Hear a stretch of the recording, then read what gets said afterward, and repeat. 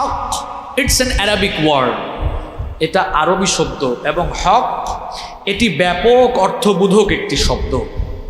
বাংলায় যার অনেকগুলো অর্থ রয়েছে। এই শব্দের একটি অর্থ হচ্ছে অধিকার। হক শব্দের অর্থ কি? অধিকার। মানুষ আল্লাহর গোলামি করবে, এটা মানুষের উপরে কার অধিকার? আল্লাহর অধিকার। হক হচ্ছে দুই প্রকার। আমার কথা আপনাদের কানে যদি পৌঁছায় তাহলে সবাই একটু পুরুষ মানুষের মতো উচ্চ কণ্ঠে জবাব দিয়ে বলেন, হক কয় প্রকার? দুই প্রকার। একটা হচ্ছে হাক্কুল্লাহ, দুই নম্বর হচ্ছে হাক্কুল ইবাদ। জেনারেল যে ভাইয়েরা এসেছেন, সহজ বাংলায় আপনাদেরকে বলি, হক হলো দুই প্রকার। এক নাম্বার আল্লাহর হক, দুই নাম্বার বান্দার হক। এবার আপনাদের প্রত্যেককে জবান খোলা লাগবে, সবাই আন্তরিকতা দিয়ে জবাব দেওয়া লাগবে। আমি আঙ্গুল তুলবো আর আপনারা বলবেন। হক হলো দুই প্রকার। এক নাম্বার, এত আস্তে বললে হবে না, কার হক? আরো জোরে, আল্লাহর হক। দুই নাম্বার, এক নাম্বার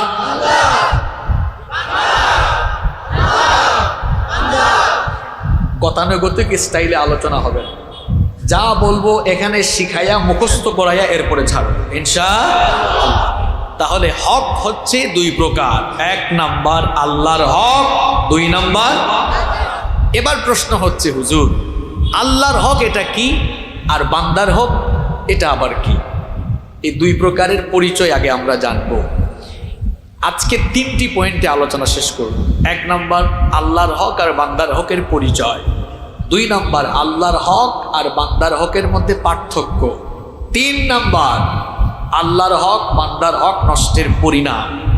এই তিনটা পয়েন্টে আমরা শেষ করব ইনশাআল্লাহ। তাহলে চলেন শুরু করি। আল্লাহর হক আর বান্দার হক কি এটা ভালো করে বুঝে নেই। মানুষকে আল্লাহ তাআলা পৃথিবীতে পাঠিয়েছেন, মানুষ কার গোলামি করবে? মানুষ আল্লাহর ইবাদত করবে, মানুষ আল্লাহর গোলামি করবে, মানুষ আল্লাহর বিধি বিধান মেনে চলবে, আল্লাহর দেওয়া আইন কানুন মেনে চলবে। এটা হচ্ছে মানুষের উপরে আল্লাহর হক। মানুষ যখন আল্লাহর গোলামি করবে না, আল্লাহর ইবাদত করবে না, আল্লাহর দেওয়া বিধি বিধান মানবে না, আল্লাহর দেওয়া আইন কানুন মানবে না, তখন সে সরাসরি আল্লাহর হক নষ্ট করে ফেলে। উদাহরণ সহ আপনাদেরকে বুঝিয়ে দিই, যেমন নামাজ আদায় করতে হবে। নামাজ এটা কার হক? নামাজ আপনারা হুজুরের জন্য আদায় করেন না আল্লাহর জন্য আদায় করেন? তাহলে নামাজ এটা কার হক? আমি আসার সময় দেখলাম, প্লিজ রাগ করবেন না, কিছু ভাইদেরকে দেখলাম জামাত চলছে। আমি তো আসার সময় সালাত আদায় করে এসেছি, নামাজ আদায় করে স্টেজে উঠলাম। কিছু ভাইদেরকে দেখলাম তারা নামাজ না পড়ে রাস্তায় দাঁড়িয়ে আছে। এখন এই যে তারা নামাজ পড়লো না, নামাজ আদায় করলো না, কার হক নষ্ট করলো? কার হক নষ্ট করলো? অনেককে আমি দেখেছি নামাজ না পড়া ওয়াজ মাহফিল ওয়াজ শোনার জন্য ঢুকছে। অর্থাৎ কিছু কারবারই এমন আছে সারাদিন মোবাইলের মধ্যে ইউটিউবে গিয়ে ওয়াজ শুনে মাহফিলেও যায়, কিন্তু আজান হলে সে আবার মসজিদে যায় না। এরকম মনে হয় নাই? নামাজ ছেড়ে দিচ্ছেন কেন আপনি? কিপ ইন ইউর মাইন্ড, সালাত ইজ দ্য কি অফ সাকসেস। নামাজ হচ্ছে সফলতার চাবি। নামাজ ছাড়া জান্নাতের গন্ধও আপনি পাবেন না। নবীজি বলেছেন, বাইনাল আবদি ওয়াল কুফরি তারকুস সালাহ। আল্লাহর বান্দা আর কাফেরের মধ্যে পার্থক্য হলো নামাজ ছেড়ে দেওয়া। এই পৃথিবীতে একমাত্র মানুষকে আল্লাহ তাআলা সাজদা দেওয়ার উপযোগী করে বানিয়েছেন, মানুষকেই সবচাইতে সুন্দর করে বানানো হয়েছে। এজন্য আল্লাহ তাআলা কোরআনে কারীমে বলেছেন, লাকাদ খালাকনাল ইনসানা ফি আহসানি তাকওয়িম। সবচাইতে সুন্দর আকৃতি দিয়ে মানুষকে বানিয়েছেন যিনি, তিনি কে? আমরা যেভাবে পিঠটাকে একদম নইয়ে দিয়ে রুকু দেই, তারপরে নাক আর কপাল মাটিতে লাগিয়ে আমরা যে সুন্দর করে সাজদা দেই, মানুষের মতো রুকু সাজদা গরু ছাগল দিতে পারবে? অন্য কোনো পশু প্রাণী দিতে পারবে? আরে ভাই, মানুষকে তো আল্লাহ তাআলা সাজদা দেওয়ার উপযোগী করে বানিয়েছেন, গরু ছাগলকে সাজদা দেওয়ার উপযোগী করে বানানো হয় নাই। সুতরাং যে মানুষ হয়েও আজান শোনার পরে আল্লাহরে গিয়ে সাজদা দেয় না, সে মানুষ আর গরু ছাগলের মধ্যে কোনো পার্থক্য থাকে না। আপনাকে সাজদা দেওয়ার জন্য এভাবে বানানো হয়েছে। আর যে ঈমান আপনাকে নামাজে আনতে পারে না, এই ঈমান আপনাকে জান্নাতেও ঢুকাইতে পারবে না। নামাজ দ্বীনের খুঁটি, এটা এই খুঁটিকে যারা ভেঙে ফেললো তারা যেন ইসলামের ইমারতের উপরে আঘাত হানলো। এজন্য নামাজ ছাড়া যাবে না। কিসের ইসলামী আন্দোলন, কিসের জিহাদ, কিছুই কবুল হবে না যদি আপনার নামাজ ঠিক না থাকে, ঠিক কিনা? জিহাদের ময়দানেও আগে নামাজ। নামাজ ঈমান আনার পরেই আগে কি? আসতে বললে হবে না, ঈমান আনার পরেই কাজ কি? তাহলে এই যে নামাজ, এটা কার হক? আল্লাহর হক। রমজানের রোজা কার হক? সামর্থ্যবান হলে হজ করতে হবে, কার হক? সামর্থ্যবান হলে যাকাত দিতে হবে, কার হক? সুদ খাওয়া যাবে না, আইনটা কার? সুদ যদি খান আইন অমান্য করলেন কার? হক নষ্ট করলেন কার? ঘুষ খাওয়া হারাম করেছে মোল্লা না আল্লাহ? আপনি ঘুষ খেলেন, হক নষ্ট করলেন কার? এক কথায় এইভাবে আল্লাহর দেওয়া হুকুম আহকামকে যেখানেই আপনি অমান্য করবেন সেখানেই আপনি আল্লাহর উপর অবিচার করলেন, আল্লাহর হক নষ্ট করে ফেললেন। তাহলে আমরা আল্লাহর হকের পরিচয় জানলাম একেবারে এক্সাম্পল, উদাহরণ সহ। 2 নাম্বার, বান্দার হক। বান্দার হক এটা আবার কি? মানুষ তো সামাজিক জীব, আমরা সমাজবদ্ধ হয়ে বসবাস করি, আমাদের চারপাশে মানুষ বাস করে। এই যে আমার আপনার চারপাশে যে মানুষগুলো বসবাস করছে, এদের সাথে উঠা বসা, চলাফেরা, মুআমালাত, মুআশারাতের ক্ষেত্রে এদেরকে যদি আপনি মৌখিকভাবে, শারীরিকভাবে, মানসিকভাবে, আর্থিকভাবে, কয়টা কথা বলেছি? আঙ্গুল দেখে বলেন কয়টা? কয়টা?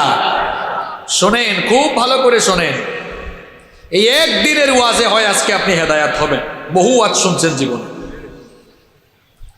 আপনার চারপাশে থাকা মানুষ, যাদের সাথে আপনার উঠা বসা, যাদের সাথে আপনার চলাফেরা, যাদের সাথে আপনার লেনদেন, যাদের সাথে আপনার বাজার সাজা, যাদের সাথে বন্ধুত্ব, যাদের সাথে উঠা বসা, চলাফেরা, মুআমালাত, মুআশারাত, আপনার চারপাশে থাকা মানুষগুলো, এদেরকে যদি আপনি মৌখিকভাবে, শারীরিকভাবে, মানসিকভাবে, আর্থিকভাবে, মৌখিকভাবে, শারীরিকভাবে, মানসিকভাবে, আর্থিকভাবে, যে কোনো কায়দায়, যে কোনো তরিকায় আপনি যদি তার সাথে অন্যায় করেন, তার উপর অবিচার করেন, তার উপর জুলুম করেন, আপনি আপনার ভাইয়ের হক নষ্ট করে ফেললেন।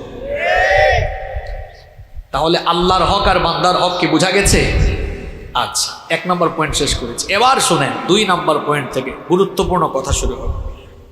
আল্লাহর হক আর বান্দার হকের মধ্যে পার্থক্য কি?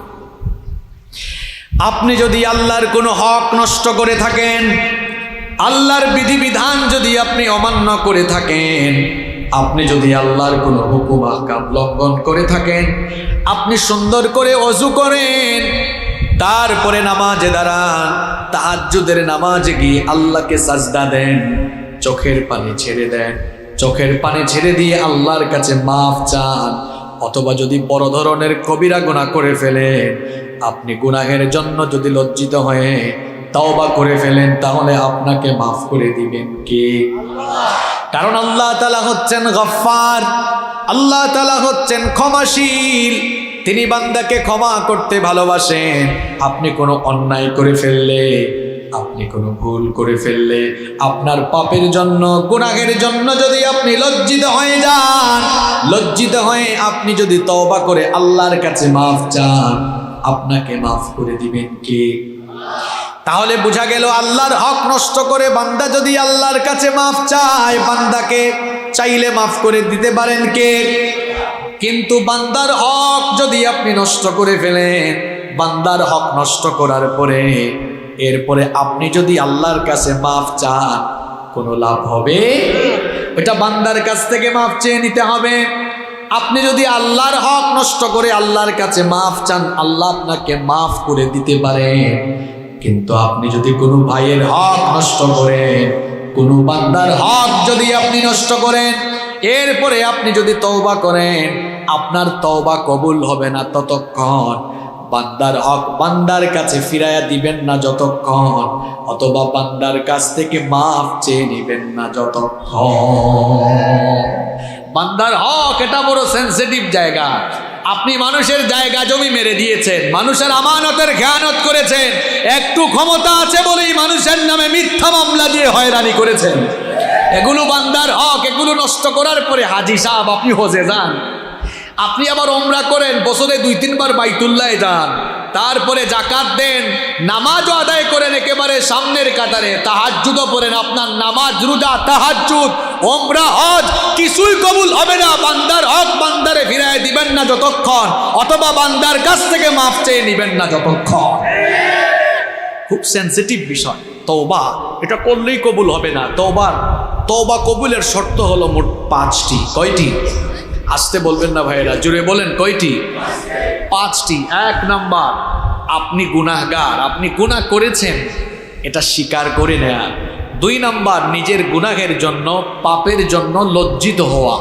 3 নাম্বার, এই পাপ বা গুনাহের জন্য আল্লাহর কাছে মাফ চাওয়া। 4 নাম্বার, এই গুনাহ, এই পাপের কাজ আর করবেন না, আল্লাহর সাথে ওয়াদা করা।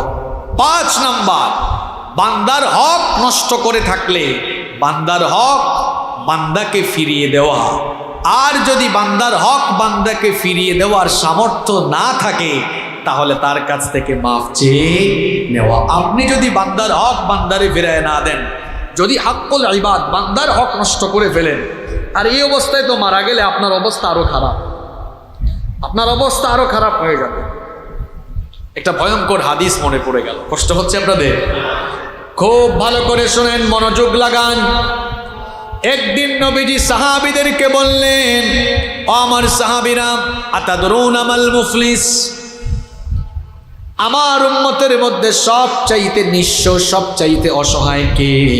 তোমরা কি তা জানো নাকি? নবীজি সাহাবীদেরকে বললেন, ও আমার সাহাবীরা, আমার উম্মতের মধ্যে সবচাইতে অসহায় কে? তোমরা কি তা জানো নাকি? এই প্রশ্ন যদি আমি আপনাদেরকে করি, যদি বলি ভাইয়েরা বলেন তো আমাদের মধ্যে সবচাইতে অসহায় কে? আপনারা বলবেন হুজুর, আমাদের মধ্যে যার টাকা নাই, পয়সা নাই, ঘর নাই, বাড়ি নাই, সেই হচ্ছে আমাদের মধ্যে সবচাইতে অসহায়। নবীজি যখন সাহাবীদেরকে এই কথা জিজ্ঞেস করলেন, সাহাবীরা বলো আমার উম্মতের মধ্যে, গো আল্লাহর নবী, তাহলে আপনি আমাদেরকে সঠিক উত্তর জানিয়ে দেন, কে আমাদের উম্মতের সবচাইতে অসহায়? নবীজি তখন বললেন, আমার উম্মতের মধ্যে সবচাইতে অসহায় হলো তারা কিয়ামতের দিন বিরাট আমলের খাতা নিয়ে হাজির হয়ে, আমল শূন্য হয়ে জাহান্নামে যাবে যারা, আমার উম্মতের সবচাইতে অসহায় হলো তারা। এবার মনোযোগ বাড়ান, আমার হাতে এটা কি? পোস্টার, তাই না? সবাই একটু তাকান তো, দেখেন এখানে লেখা আছে না? লেখা আছে না? উদাহরণ দিয়ে বুঝাই দিন। নবীজি সাহাবীদেরকে বুঝাচ্ছেন, শোনো আমার উম্মতের সবচেয়ে অসহায় মানুষটা কি? কিয়ামতের দিন কিছু মানুষ, দেখেন এই পোস্টারের দিকে তাকালে দেখবেন টপ টু বটম লেখা আছে, তাই না? এটা দিয়ে আপনাদেরকে বুঝাই। নবীজি বললেন যে সাহাবীরা, আমার উম্মতের মধ্যে কিছু মানুষ কিয়ামতের দিন এই রকম বিরাট নেকির খাতা নিয়ে হাজির হবে, মানে তাদের নেকির খাতায় নেকি আর নেকি লেখা থাকবে। নামাজ আদায় করেছে, হজ করেছে, ওমরা করেছে, যাকাত দিয়েছে, দান সদকা করেছে, আরো ইত্যাদি ইত্যাদি ভালো কাজ করেছে। এই যে ভালো কাজগুলো করেছে, ফেরেশতারা কি ভালো কাজের সওয়াব আমলের খাতায় লিখে নাই? লিখেছে। নবীজি বলছেন এই রকম আমলের খাতায় বিরাট নেকি নিয়ে তারা হাসরের মাঠে উঠবে। উঠার পরে হাসরের মাঠে বিচার যিনি করবেন তিনি কে? মালিকি ইয়াউমিদ্দিন। মালিকি ইয়াউমিদ্দিন, বিচার দিবসের মালিক কে? সেদিন বিচারের মালিক হবেন আল্লাহ তাআলা। আল্লাহ বিচার করবেন। এই লোকটাকে যখনই ফেরেশতারা বিচারের মাঠে নিয়ে আসবে, আল্লাহ বলবেন এরে দাঁড় করাও। এবার ওই লোকদেরকে ডেকে আনো যে লোকদের হক সে নষ্ট করেছিল, যে লোকদের হক সে নষ্ট করেছে, এই লোকদেরকে এবার ডেকে নিয়ে আসে। যখন এই লোকদেরকে ডেকে আনা হবে, তখন আল্লাহ তাআলা ওই ক্ষতিগ্রস্ত লোকদেরকে বলবেন, এই লোকটা তো এখন এক একজনের অবস্থা এক এক রকম।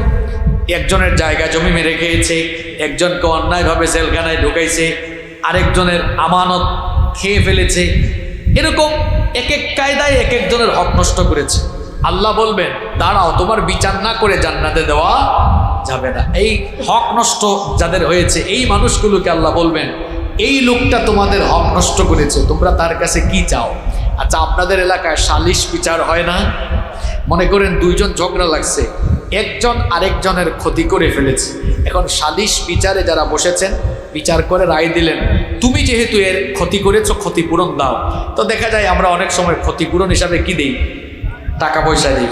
এখন আপনি যে দুনিয়ায় যে মানুষগুলোর হক নষ্ট করেছেন, এরা ক্ষতিগ্রস্ত হয়েছে, আপনি দুনিয়ায় হয়তো এর ক্ষতিপূরণ দিলেন না, তার হক তারে দিলেন না, মাফও চাইলেন না, কিন্তু কিয়ামতের দিন বিচারের মালিক কে? আল্লাহ তখন বলবেন ক্ষতিপূরণ আগে দাও। এখন কিয়ামতের দিন কি টাকা পয়সা দিয়ে লেনদেন চলবে? টাকা পয়সা থাকবে? টাকা পয়সা দিয়ে ক্ষতিপূরণ দেওয়া যাবে? যাবে না। আল্লাহ এই লোকদেরকে বলবেন তোমরা এবার ক্ষতিপূরণ হিসেবে কি চাও? তখন এই লোকগুলো বলবে আল্লাহ হাসরের মাঠে আজ তো শুধু একটা জিনিস দরকার। জিনিসটা কি বলেন তো? জোরে বলেন, কি? নেকি। আল্লাহ বলবেন, আল্লাহ তখন এই লোকগুলো বলবে আল্লাহ এর আমলের খাতায় যে নেকি আছে, আমাদের যে হক নষ্ট করেছে এর বদৌলতের বদলা, তার আমলের খাতা থেকে আমাদেরকে নেকি দাও। বুঝতেছেন ব্যাপার? এবার নেকি দেওয়া শুরু হবে। পাওনাদারদের লাইন এখানে, পাওনাদারদের লাইন এখানে। এবার তার আমলের খাতা থেকে নেকি বন্টন শুরু হবে। নেকি বন্টন করতে করতে নেকিগুলা ভাগ করে দিতে দিতে পাওনাদারের লাইন অবশিষ্ট থাকবে। একটু আগে যে পোস্টার তুলেছিলাম দেখছেন, নেকি আর নেকি, এই তার আমলের খাতা থেকে নেকি দিতে দিতে পাওনাদারদেরকে একটা সময় তার আমলের খাতা এরকম ব্ল্যাঙ্ক, খালি হয়ে যাবে। আল্লাহর নবী সাহাবীদেরকে বুঝাই দিলেন, সাহাবীরা কিয়ামতের দিন এই রকম বিরাট আমলের খাতা নিয়ে হাজির হয়ে বান্দার হক নষ্ট করে বান্দাকে ক্ষতিপূরণ হিসাবে তার নিজের আমলের খাতা থেকে নেক আমল বন্টন করে দিতে দিতে নিজের আমলের খাতা নেকি শূন্য হয়ে শেষ পর্যন্ত জাহান্নামে চলে যাবে যারা আমার উম্মতের সবচাইতে নিঃস্ব আর অসহায় হলো তারা।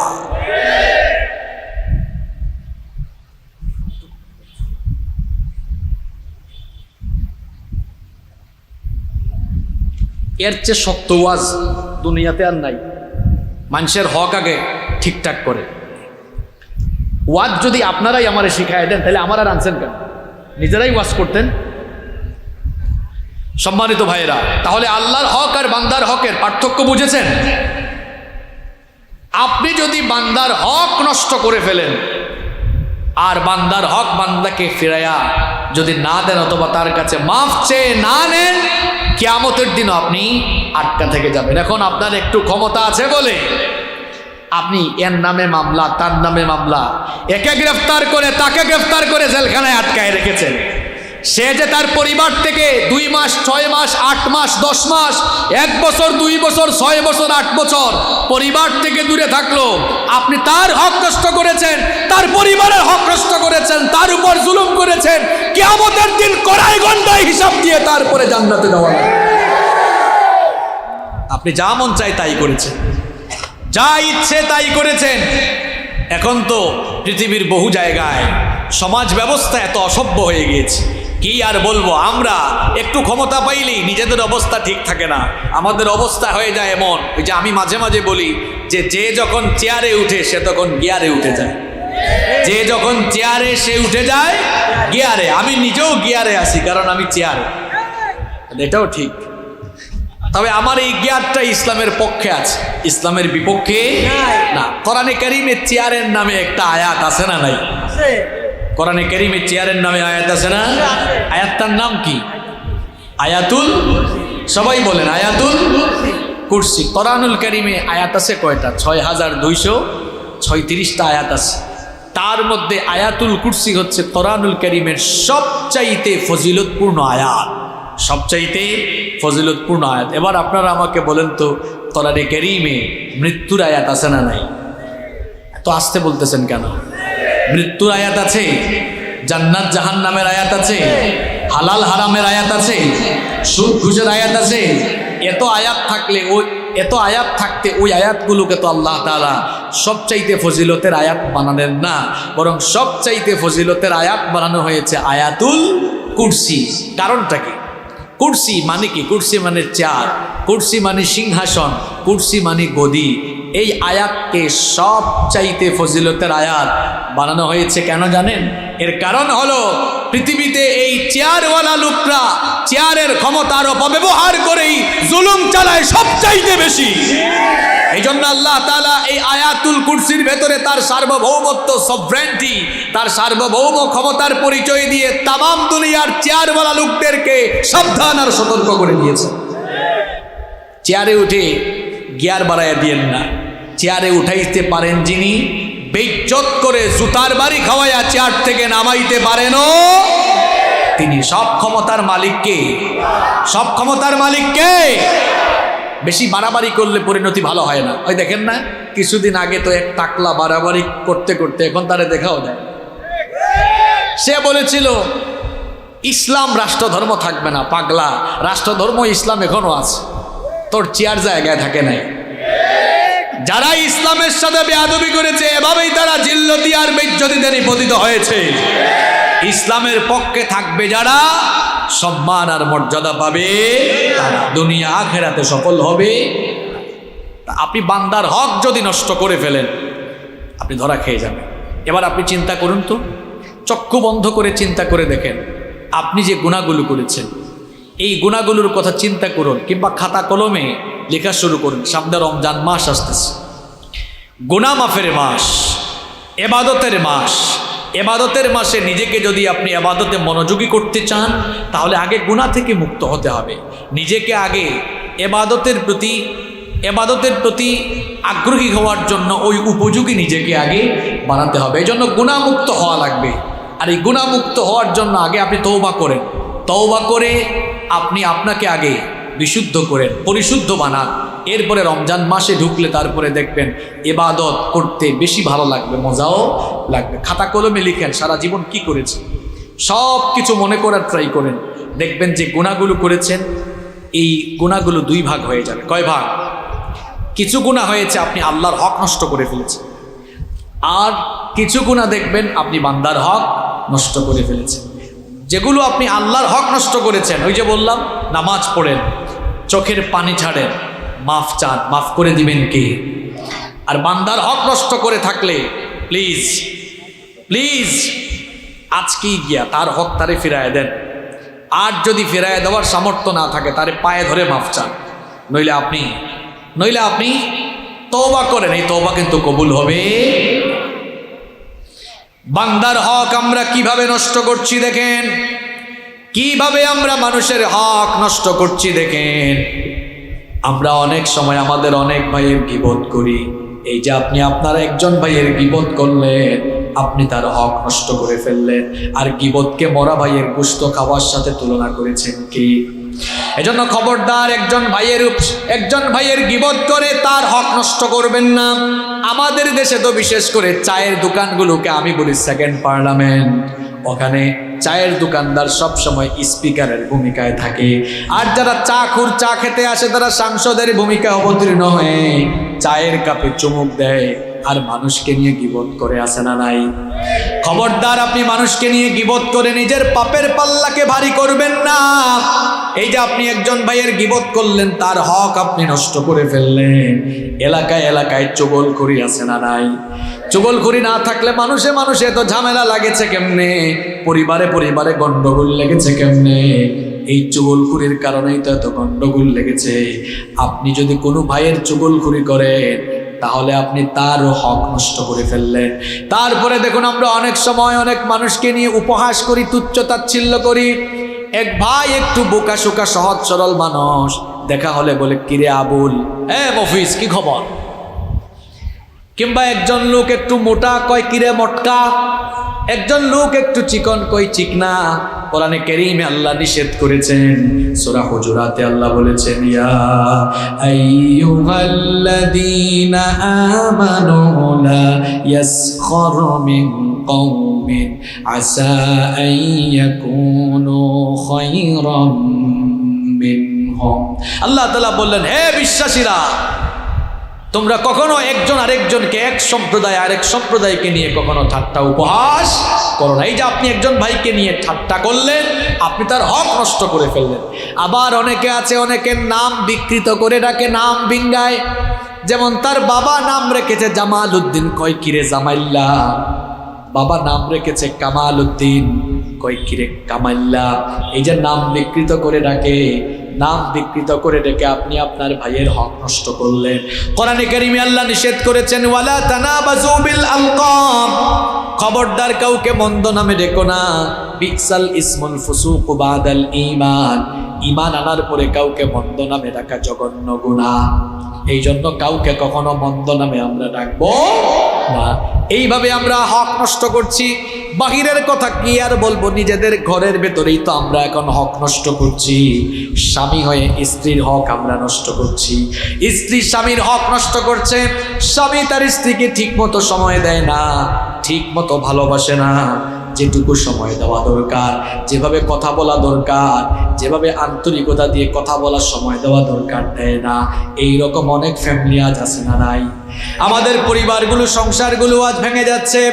দাম্পত্য জীবনে কলহ বাড়ছে।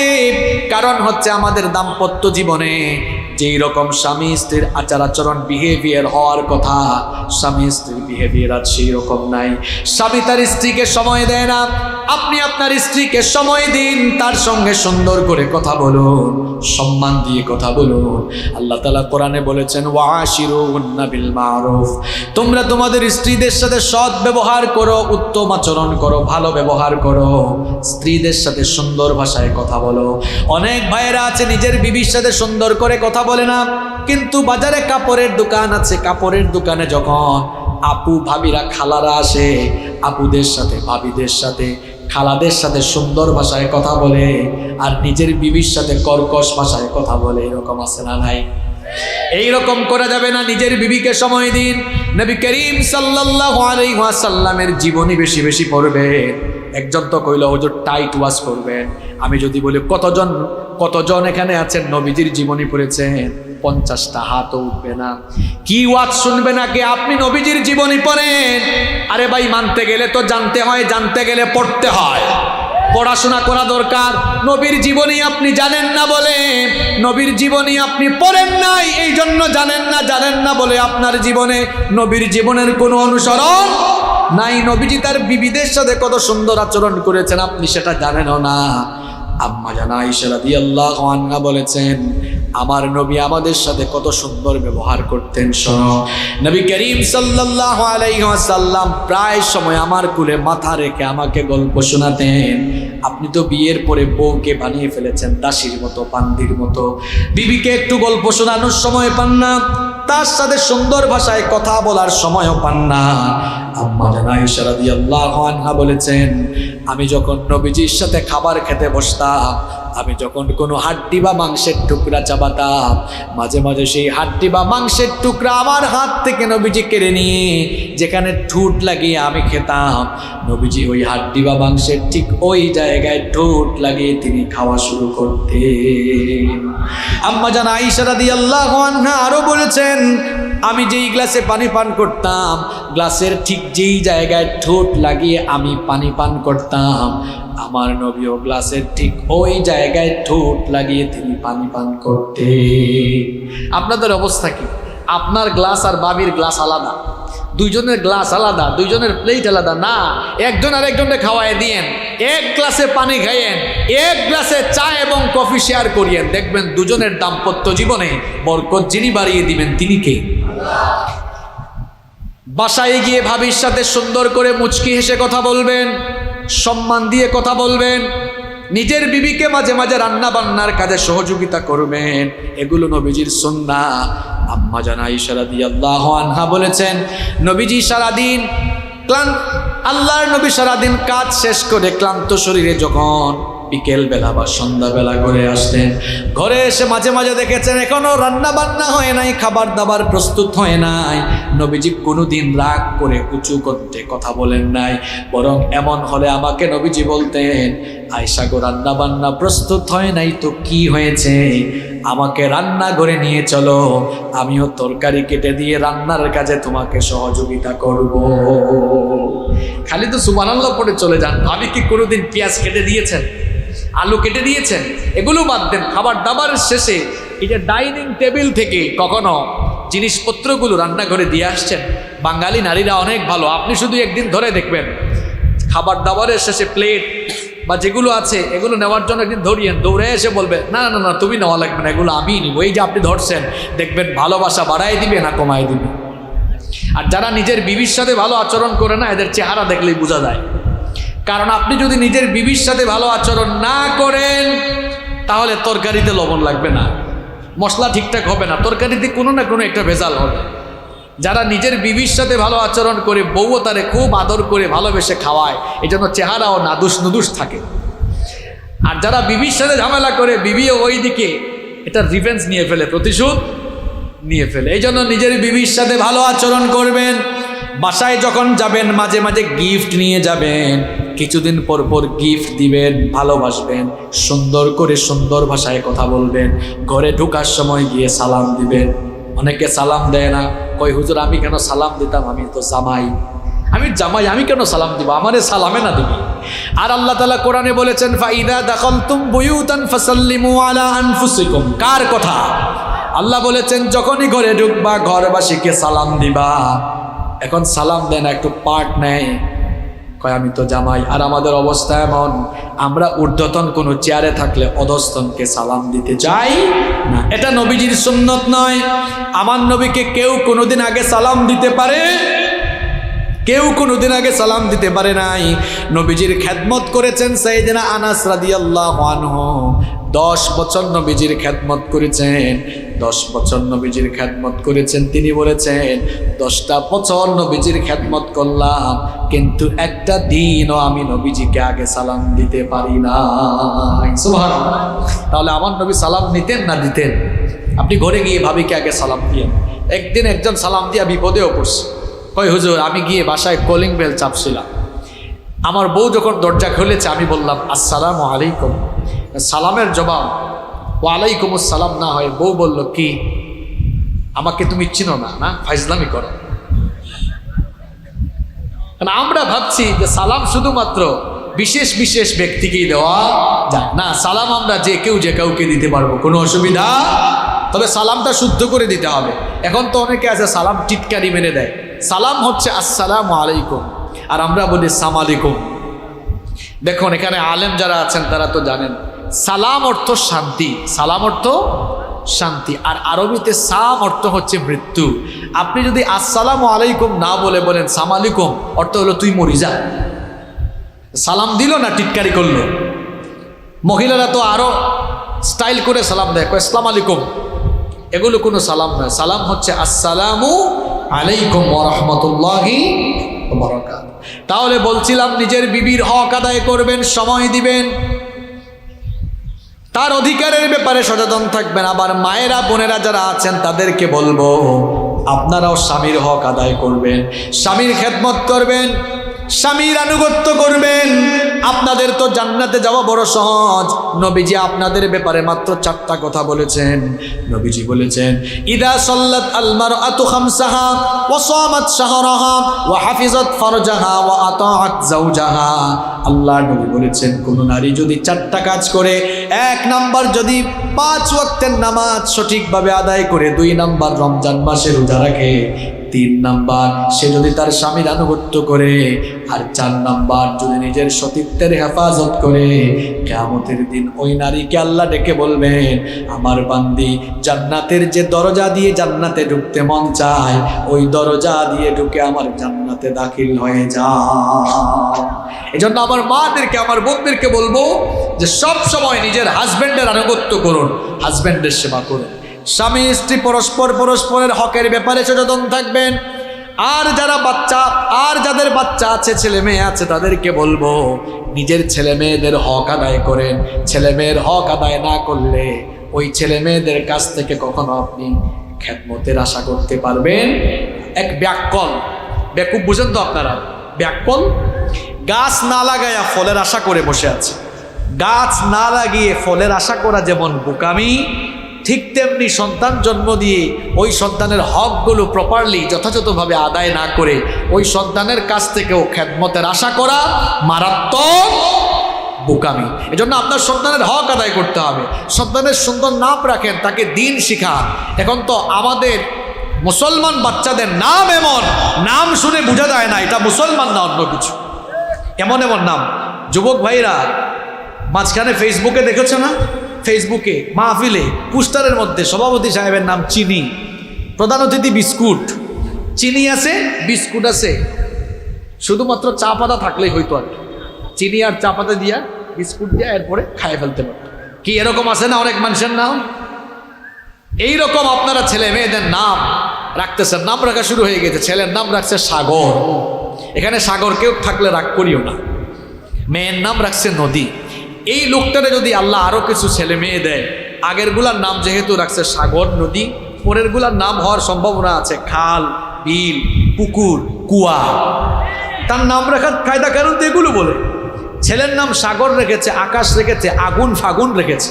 তারপরে হুজুর কেনে বলে হুজুর মাথায় হাত বলে দেন, ছেলেটারে হাফেজ বানাতে চাই, আলেম বানাতে চাই। আজ পর্যন্ত শুনছেন কোন হুজুরের নাম হাফেজ মাওলানা সাগর আহমেদ, হাফেজ মাওলানা আগুন আহমেদ, হাফেজ মাওলানা আকাশ আহমেদ শুনছেন কোনোদিন? আপনি তো গুড়াই গলত করে রাখছেন। আবার আরেক কারবারি তার ছেলের নাম রেখে দিয়েছে তুফান। বললাম ভাই ছেলের নাম তুফান রাখছেন কেন? কয় হুজুর অবস্থা বুঝে ব্যবস্থা নিয়েছি। বললাম কি এমন অবস্থা হলো যে অবস্থা বুঝেই ব্যবস্থা নিলেন? কয় তুফানের সময় হয়েছে তো এই জন্য নাম রেখে দিয়েছি তুফান। আরেক জায়গায় মেয়ের নাম রেখেছে বৃষ্টি। কয় হুজুর এইটাও অবস্থা বুঝে ব্যবস্থা, বৃষ্টির সময় হয়েছে বৃষ্টি।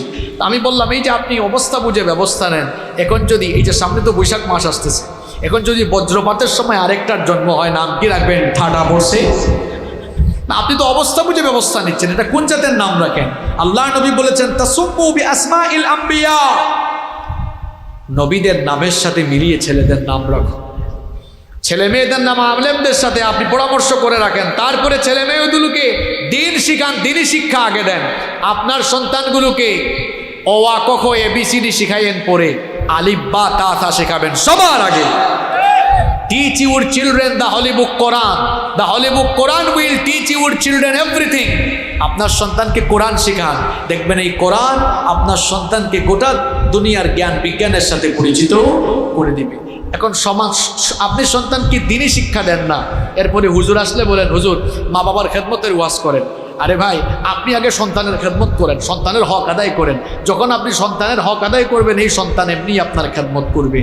আর যখন আপনি সন্তানের হক আদায় করবেন না, keep in your mind the old home is waiting for you. বৃদ্ধাশ্রম হয়তো আপনার মতো কপাল পোড়ার জন্য অপেক্ষা করছে। আপনি ঠিক মতো বাচ্চাদের হক আদায় করছেন না। নিজের পরিবারের সবার হক আদায় করবেন।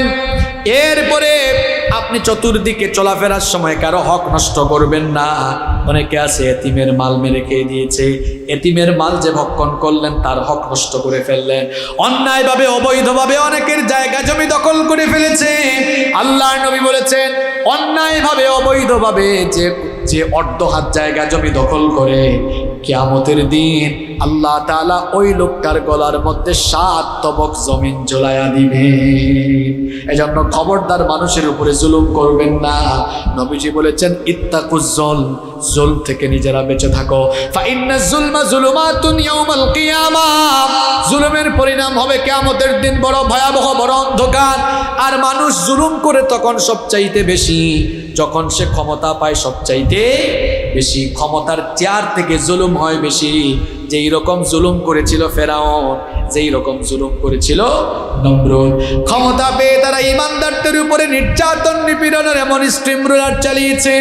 নির্যাতন নিপীড়নে ইমানদারদেরকে, মোমেনদেরকে নির্যাতন নিপীড়নে পিষ্ট করে ফেলেছে।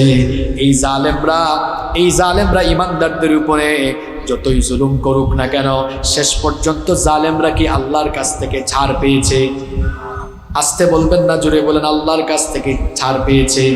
আল্লাহ যখন যারে ধরেছে একদম ভালো মতো সাইজ করেছে। আল্লাহ ফেরাউনকে ধরে না, যখন আবার ধরছে তখন কিন্তু ছাড়ে না।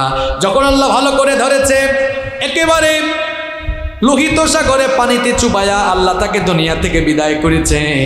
আল্লাহ নমরুদকে ধরে না, আবার যখন ধরছে তখন কিন্তু ছাড়ে নাই। যখন ধরছে ল্যাংরা বসা দিয়া একেবারে জুতার বাড়ি খাওয়ায়া দুনিয়া থেকে বিদায় করেছেন কি? এইভাবে আল্লাহর এই জমিনে ইমানদারদের উপরে জুলুম নির্যাতনের স্ট্রিম রোলার চালিয়ে কেউ আল্লাহর পাকড়াও থেকে বাঁচতে পারে নাই। এইভাবে করে বর্তমান পৃথিবীতেও যারা আল্লাহর দ্বীনের দায়ীদের উপরে জুলুম নির্যাতনের স্ট্রিম রোলার চালাবে, তারাও কেউ আল্লাহ তাআলার পাকড়াও থেকে রেহাই পাবে না। আল্লাহ তাআলা কাউকে ছাড় দেন না। আল্লাহ তাআলা একটু অবকাশ দেন। যখন আল্লাহর ধরার সময় চলে আসে, আল্লাহ যখন ধরেন তখন একেবারে ভালো মতো সাইজ করে ছাড়েন। কেউ কারো উপর আমরা জুলুম করব না। যদি আপনি কারো উপর জুলুম করেন, কারো হক নষ্ট করে ফেলেন ভাই, তাহলে তো আমি বললাম যে বান্দার হক নষ্ট করে ফেললে আপনি আটকে যাবেন, ধরা খেয়ে যাবেন। এই যে আপনি মানুষের হক নষ্ট করলেন, কত ভাইয়ের গীবত করলেন, আপনার অধীনস্থ লোক যারা আপনার আন্ডারে চাকরি করে, আপনি তাদেরকে কাজের আপনি তাদের সাধ্যের চাইতে কাজ বেশি চাপাই দিলেন, আবার বেতন দেওয়ার সময় আপনি কম দিলেন। এরপরে আপনি আপনার আশেপাশে এতিমের মাল মেরে খেয়েছেন। আমানত, জনগণের আমানত আপনার কাছে আসলে খেয়ানত হয়ে যায়। জনগণের আমানত আপনার কাছে খেয়ানত হয়ে যায়। আমানতটা আমানত আর থাকে না, জনগণের আমানত আপনার কাছে থাকে না। এই যে আপনি হক নষ্ট করছেন জনগণের, জবাব দিতে হবে কার কাছে? আর বান্দার হক নষ্ট করে আপনি পার পাবেন না যতক্ষণ না বান্দার কাছ থেকে মাফ চাইবেন, অথবা বান্দার হক ফেরায় না দিবেন। বান্দার হক এর চেয়ে বড় ওয়াজ দুনিয়াতে কি আছে? যে মানুষগুলোর হক নষ্ট করেছেন, এই মানুষগুলোর হক যদি তারা ফিরায় না দেন, অথবা তার কাছে মাফ না চান, আজকে মরে যান।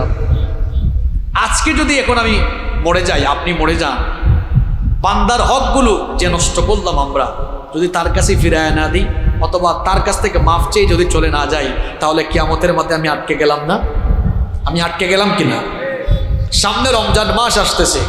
এই রমজান মাসকে কাজে লাগানোর জন্য আগে থেকেই তওবা ইস্তেগফার করে নিজেকে গুনাহ মাফের উপযোগী করুন, এবং এবাদত যেন করতে পারেন, এবাদতের মন মানসিকতা তৈরি করার জন্য তওবা করে ইস্তেগফার করে নিজেকে আগে আপনি পরিশুদ্ধ করুন। আপনি তওবা করলে মাফ করে দিবেন কে? মানুষ ভুল করতে পারে, ভুল করা এটা দোষের কিছু না। নবীজি বলেছেন, কুল্লু ইবনে আদম খাত্তাউন, মানুষ মাত্রই গুনাহগার, মানুষ মাত্রই পাপী, মানুষ গুনাহ করতে পারে। কুল্লু ইবনে আদম খাত্তাউন ওয়া খায়রুল খাত্তাইন আত-তাওয়াবুন, আর গুনাহ করা, পাপ করা মানুষদের মধ্যে আল্লাহর কাছে প্রিয় হলো তারা গুনাহ করার পর আল্লাহর কাছে তওবা করে ফেলে যারা। আপনার যতই গুনাহ থাকুক না কেন, আপনি যদি একেবারে বিরাট পরিমাণ গুনাহ করে ফেলেন, তাও আপনি আল্লাহর রহমত থেকে নিরাশ হয়ে যাবেন না। কারণ আপনার গুনাহ যদি হয় খাল, বিল, নদ, নদী আর পুকুরের পানির সমান, মনে রাখবেন আমার আল্লাহর দয়া হচ্ছে সাগর আর মহাসাগরের পানির সমান। আপনার গুনাহ যদি হয় বিশাল ওই পাহাড়ের সমান, আমার আল্লাহর দয়া হলো মাথার উপরের বিস্তৃত আসমানের সমান। আপনার গুনাহ যদি হয় মাথার উপরের সুবিশাল ওই আকাশের সমান, আমার আল্লাহর দয়া হচ্ছে তার আরশের সমান। আপনি তওবার মতো তওবা করেন, তাওবাতান নাসুহা। আল্লাহ তাআলা বলেছেন, ইয়া আইয়ুহাল্লাযীনা আমানু তুবু ইলাল্লাহি তাওবাতান নাসুহা।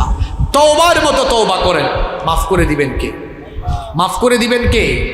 রমজান আসার আগে নিজেকে তওবা ইস্তেগফার করে নিজেকে আগে পরিশুদ্ধ বানান। হতে পারে এই রমজান আপনার জীবনের শেষ রমজান, আর জীবনে রমজান নাও পাইতে পারে। গত বছর রমজান পেয়েছে, এবছরের রমজান আসার আগে পৃথিবী থেকে চলে গিয়েছে এমন কিছু মানুষ কি আপনাদের এলাকায় আছে? কথা বলেন, আছে? তা আগামী বছর অর্থাৎ পরের বছরের রমজান তো আপনি নাও পেতে পারেন। এবছরের রমজানটাকে ভালোভাবে কাজে লাগানোর পরিকল্পনা আপনি গ্রহণ করুন। আর নামাজের ব্যাপারে গাফেল হবেন না।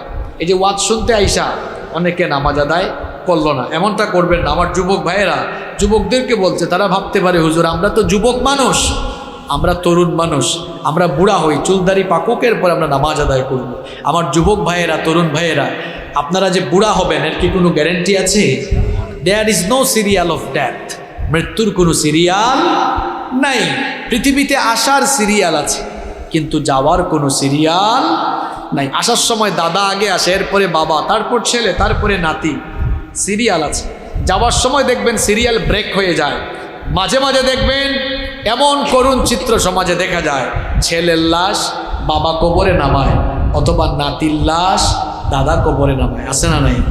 পৃথিবীতে কেউ আপনার আপন নয়, আপন একজন, তিনি কে? আপনি যে নামাজ ছেড়ে দিচ্ছেন, আপনি চাকরি করতে গিয়ে, ব্যবসা করতে গিয়ে, কাজে কর্মে ব্যস্ত থেকে নামাজ ছেড়ে দিচ্ছেন, যে ছেলে মেয়েদের জন্য আপনি গাড়ি করতে চাচ্ছেন, বাড়ি করতে চাচ্ছেন, প্রপার্টি করতে গিয়ে আপনি কাজ করতে করতে নামাজগুলো ঠিকমতো আদায় করেন না, আপনি মারা যাওয়ার পরে দেখবেন এই ছেলে মেয়েরাই আপনাকে কবরে রেখে চলে আসবে। একমাত্র আপনার সাথে আপনার আমল সঙ্গী হবে, আমল ছাড়া আর কিছু সঙ্গী হবে।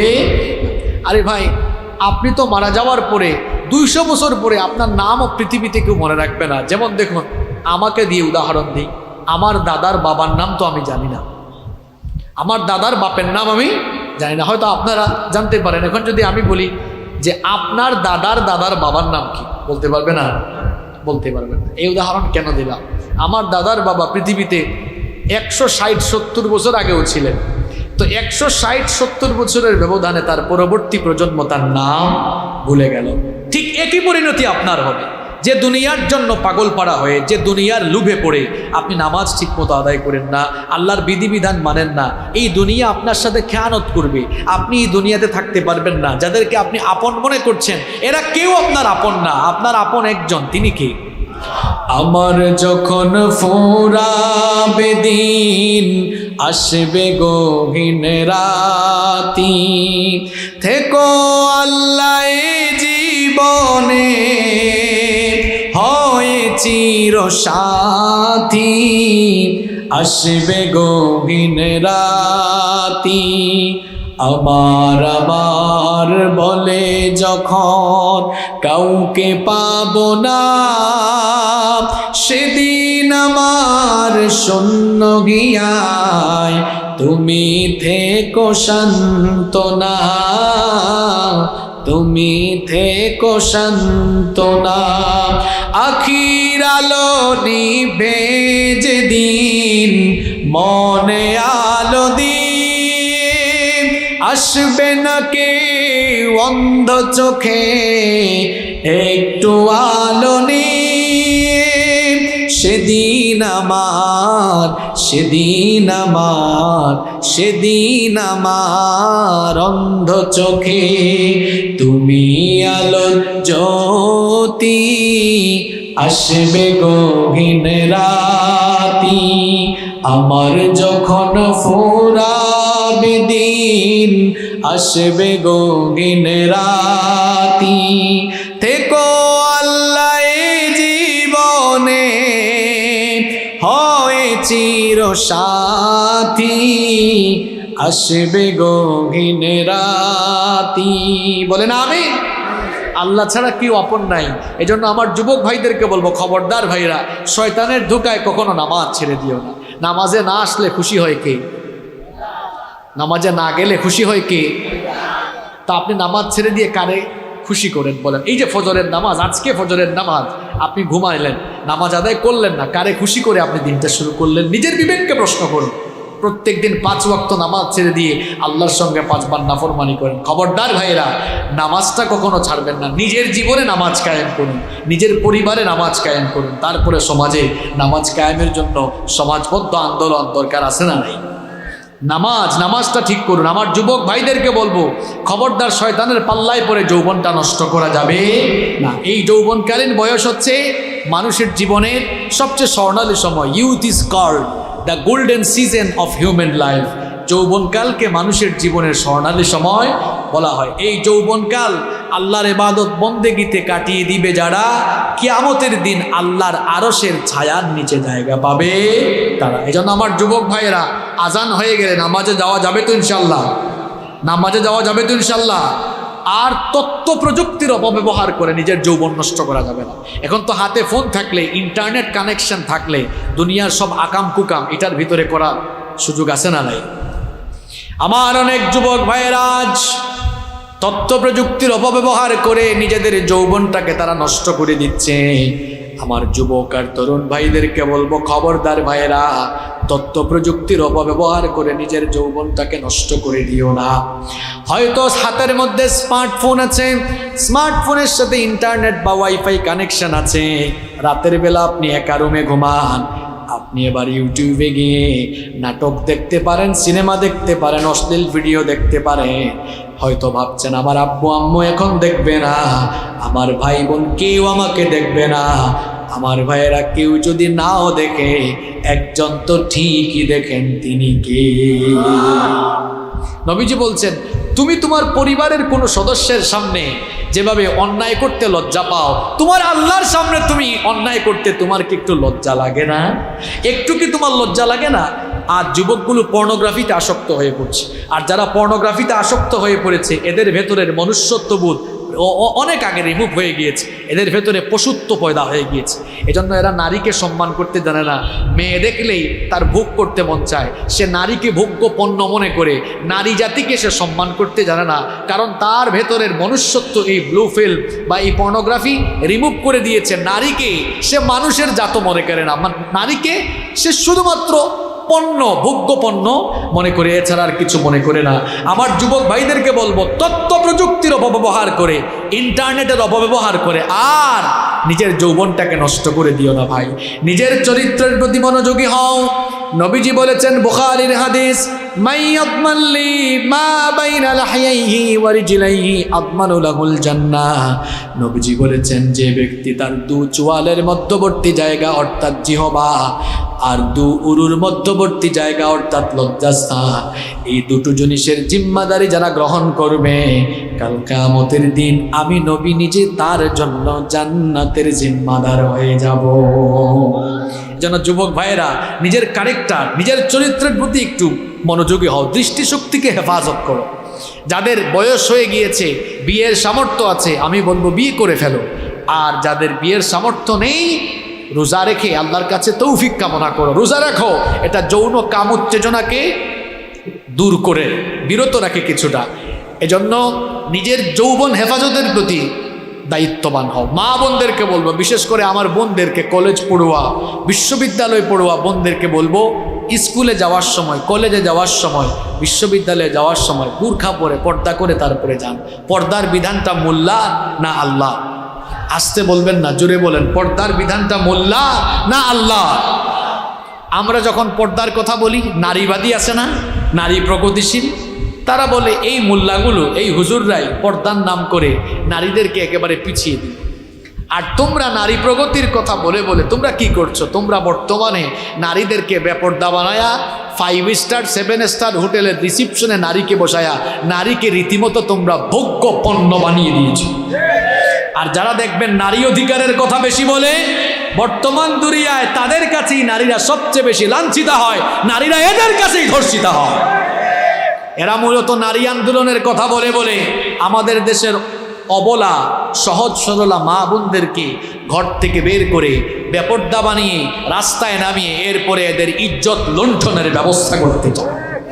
জন্য আমার বোনদেরকে বলবো, ইসলাম আপনাদেরকে অনেক সম্মান দিয়েছে। আপনি পড়াশোনা করেন, চাকরি করেন, ব্যবসা করেন, সব করতে পারবেন, শুধু কি করা লাগবে? পর্দা করা লাগবে। আপনারাও আপনাদের ঘরের মা বোনদেরকে পর্দা করাবেন, তো নিজের বিবিকে পর্দা করাবেন।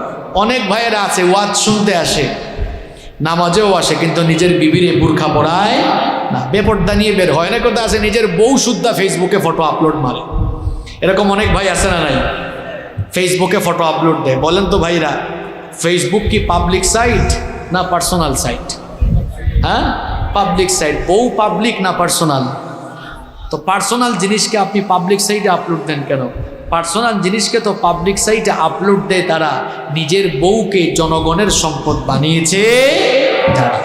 একটু হায়া শরম নিজের ভেতরে ডেভেলপ করেন। আল হায়া ও শুবাতুম মিনাল ঈমান, লজ্জাশীলতা ঈমানের অংশ। আপনি আপনার নিজের বিবিকে, নিজের স্ত্রীকে, নিজের মাকে, নিজের বোনকে পর্দা করান। বেপর্দা বের হইয়েন না। এক ভাই একদিন বের হয়েছে নিজের বউকে বুরখা টুরখা নাই, বুরখা ছাড়াই বের হয়েছে। ছোট ভাই একটা পাইছে রাস্তায়, কয় ভাই সাথে এটাকে, কয় চিনস না? তোর ভাবি। কয় ওয়াও, এটা ভাবি? কয় হ্যাঁ। ভাবিকে এমনি নিয়ে বের হয়েছেন কেন? কয় তোর ভাবি কত সুন্দর, এটা আমি না জানি, এলাকার মানুষ তো জানে না, এলাকার মানুষের একটা হক আছে না? এরকম নিজের বিবিরে, নিজের বউয়ের সৌন্দর্য এলাকার মানুষের দেখা যায়। অনেকে এলাকার মানুষের হক আদায় করে, এরকম আছে না নাই? আপনার ভেতরে কি হায়া শরম ডেভেলপ করবেন না? আপনার নিজের স্ত্রী, তার সৌন্দর্য কেবলমাত্র আপনার জন্য, আপনি সেটা দেখুন, মানুষের হক আদায় করতে দেন না। যে কথাগুলো বললাম সবাইকে আল্লাহ তাআলা আমলের তৌফিক দান করেন। যে কথাগুলো বললাম, বিশেষ করে নামাজের কথা বলে গেলাম, এই যে এখন মাগরিবের নামাজ হবে, আজান হবে, দৌড় মারবেন নাকি নামাজটা পড়বেন? নামাজ ছাড়বেন? কারা কারা নামাজ ছাড়বেন হাত তোলেন। মাশাআল্লাহ। 5 ওয়াক্ত নামাজ ঠিক মতো আদায় করবেন তো? তথ্য প্রযুক্তির অপব্যবহার থেকে নিজেকে বাঁচিয়ে রাখবেন তো ইনশাআল্লাহ? এরপরে মানুষের হকের ব্যাপারে সচেতন হবেন, তওবা ইস্তিগফার করে রমজান মাসটা শুরু করবেন ইনশাআল্লাহ। আল্লাহ তাআলা আমাদের সবাইকে তৌফিক দান করেন। মাহফিল কমিটির কোনো বক্তব্য না থাকলে আমরা মুনাজাতে চলে যাব।